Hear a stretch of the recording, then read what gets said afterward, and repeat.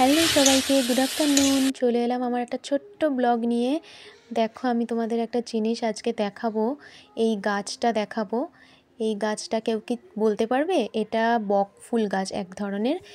তো কালারটা দেখতেই পাচ্ছ, পিঙ্ক কালারের। এত মিষ্টি কালারটা হয়। তো এইগুলো কিন্তু রান্না করে খাওয়া যায়, খুব টেস্টি আর খুব উপকারও খাওয়া। তো গাছটা দেখো কতটা লম্বা হয়েছে। 1 বছরের মধ্যে গাছটা অনেকটাই লম্বা হয়ে গেছে। তো নিচে অনেকগুলো ফুল ফুটেছিল, প্রচুর ফুল ফুটেছিল। তো আমার শাশুড়ি মা সব তুলে নিয়েছে, রান্না হবে বলে। আর উপরের ফুলগুলো দেখো সব পচে গেছে।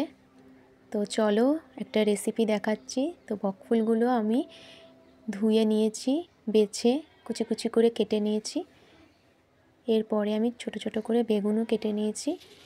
তো কড়াইতে কালো জিরে ফোড়ন দিয়ে বেগুনগুলিকে নুন হলুদ দিয়ে ভালো করে ভেজে নিয়েছি।